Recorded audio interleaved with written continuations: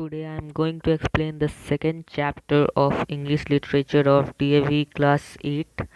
Okay, so the name of the second chapter is Granny's Tree Climbing, which is written by Ruskin bond. तो Ruskin bond ने इस poem को लिखा हुआ है। तो ये जो रस्किन बॉन्ड है वो देहरादून में अपना पूरा चाइल्डहुड व्यतीत किए थे अपने ग्रैंड पेरेंट्स के साथ, जहाँ पे वो नेचर के आसपास रहे थे, पेट्स के पास रहे थे। और यहीं से उनका बहुत ही डीप लव स्टार्ट हुआ था पेट्स में और नेचर में। तो इनका एक बंडल है, यानी कि बहुत सारे स्टोरीज का पोएम का कॉम्बिनेशन है, जिसका नाम है an island with trees. Island with trees. तो इसमें ही उन्होंने ग्रैनीज ट्री क्लाइंबिंग नाम का एक पोएम को लिखा हुआ है, उसका ये पार्ट है एन आइलैंड विथ ट्रीज का। तो इसको ही हम लोग आज पढ़ने वाले हैं। छोटी सी पोएम है, छोटा सा पोएम है। सो चलिए स्टार्ट करते हैं। My grandmother was a genius, you would like to know why. जो मेरी ग्रैंड मदर है वो एक जीनियस है। आप लोग को पसंद आएगा, आप लोग सुनना चाहेंगे कि ऐसा क्यों है, ऐसा मैंने क्यों बोला। Because she could climb a tree spreading or high, क्योंकि वे जो है वो किसी भी तरह के पेड़ पर चढ़ जाती है। स्प्रेडिंग यानी कि जो फैले हुए होते हैं, फैले हुए यानी कि जैसे बनियान का पेड़ होता है, बरगद का। और हाई यानी कि जिनका टॉल वेट होता है, लंबे लंबे पेड़ होते हैं, उस पर भी वो आसानी से चढ़ जाती है। She had been up there branches in a trice and mind you when last she climb a tree she was 62।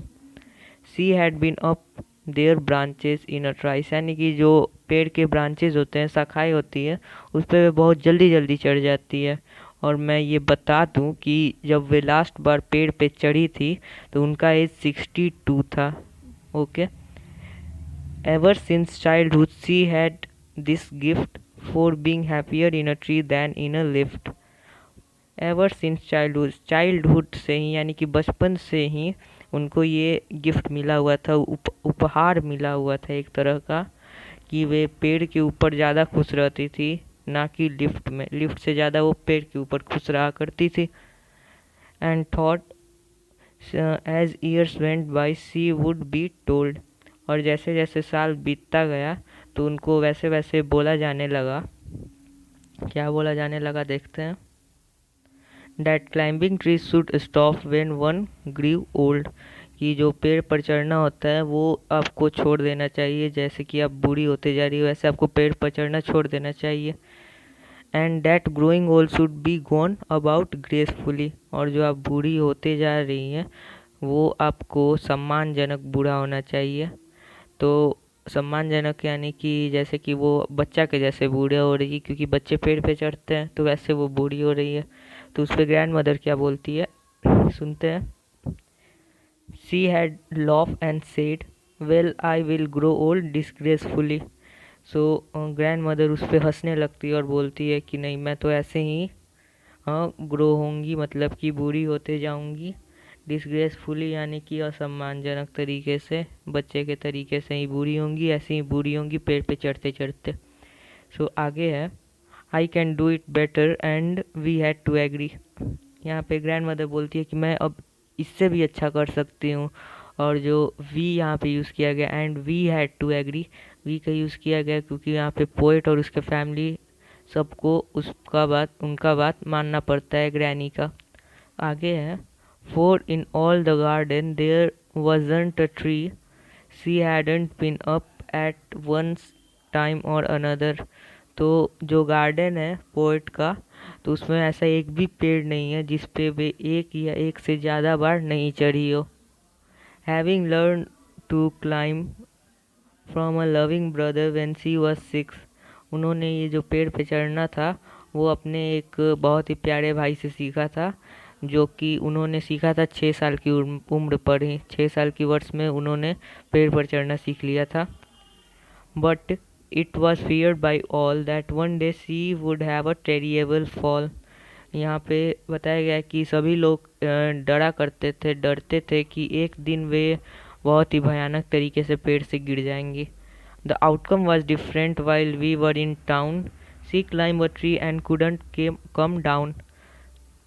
यानी कि जो आउटकम था, जो रिज़ल्ट था, वो बहुत ही अलग था, जो कि सारे फैमिली मेम्बर्स और पोएट ने सोचा था उससे बहुत ही अलग था। जब वो लोग गए हुए थे टाउन में, शहर में गए हुए थे, तब ग्रैनी जो थी वो पेड़ पर तो चढ़ गई, लेकिन वहाँ से वापस उतर नहीं पा रही थी। We had to we went to the rescue and then the doctor took granny's temperature and said। और उसके बाद हम लोग जो थे वो, और पोएट पोएट और उसकी फैमिली जो थे, वो सभी लोग जाके ग्रैनी को रेस्क्यू किए, बचाए, वहाँ से उतारे पेड़ से। और उसके बाद डॉक्टर को बुलाया गया। डॉक्टर ने ग्रैनी का टेम्परेचर लिया और उसके बाद बोला, I strongly recommended a quilt week in bed. Okay, I strongly recommended a quiet week in a bed, यानी कि मैं जो इनको सलाह देता हूँ, बहुत ही निश्चित यानी कि बहुत ही स्ट्रॉन्ग सलाह देता हूँ कि ऐसा इनको करना ही होगा।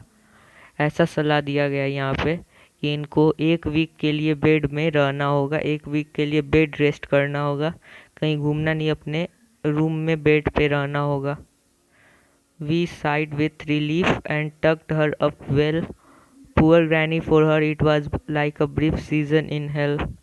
We sighed with relief। यहाँ पे बताया गया कि जो पोएट है और जो उसके फैमिली मेम्बर्स है, वो अब निश्चिंत होके बैठ गए कि अब वो गिर चुकी है तो अब पेड़ पे नहीं चढ़ेंगी। लेकिन यहाँ पे पुअर ग्रैनी बताया गया है, यानी कि जो ग्रैनी, उनको बताया गया है कि बहुत ही निराशाजनक ग्रैनी की स्थिति थी जब वो, क्योंकि उनके लिए ये जो सीज़न था, समर सीज़न था, उनके लिए वो छोटा सा सीज़न बन गया नर्क के जैसा, क्योंकि नर्क में भी वो पेड़ पे नहीं चढ़ पाती और यहाँ भी नहीं चढ़ पा रही है, इसीलिए नर्क के जैसा उनका ये छोटा सा सीज़न बन गया था।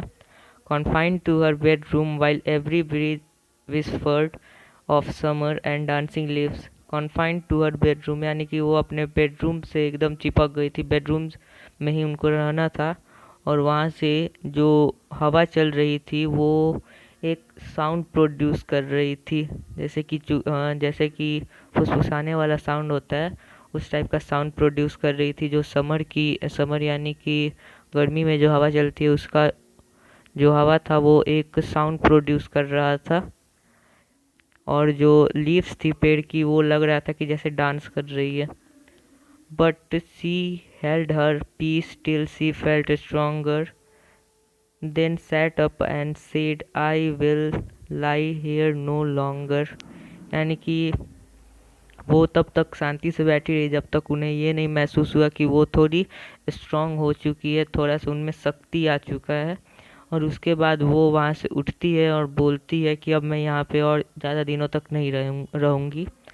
तो उसके बाद वो क्या बोलती है, and she called for my father and told him undaunted that a house in a treetop was what she now wanted। यानी कि यहाँ पे अपने फादर, मतलब कि पोएट के फादर को बुलाती है, रस्किन बॉन्ड के फादर को बुलाती है, और बहुत ही अपने इंथुजियास्ट के साथ, इंथुजियास्ट यानी कि हुआ कि अपने अंदर से जो आवाज़ निकलता है कि बस ऐसा करना ही है तो करना ही है, उस टाइप का आवाज़ उनके मन से निकला। और वैसे टाइप से ही उन्होंने उनके रस्किन बॉन्ड के फादर से बोला कि अब मुझे एक पेड़ पर एक घर चाहिए। तो यहाँ पे उसके बाद क्या है, my dad knew his duties, she said that's all right, you will have what you want dear, I will start work tonight. तो यहाँ पे जो रस्किन बॉन्ड के फादर है, वो बोलते हैं, वो जो है वो बहुत ही ज़्यादा ड्यूटीफुल है, वो अपने काम को जानते हैं और अपने काम को करते भी है। जैसे कि वो ग्रैनी उनकी माँ है, तो वो उनके आज्ञा का पालन करते हैं और बोलते हैं कि ठीक है, ऐसा हो जाएगा और आप जो चाहती है आपको वो मिल जाएगा डियर। और वे जो है वो उसी रात से अपना काम शुरू कर देते हैं।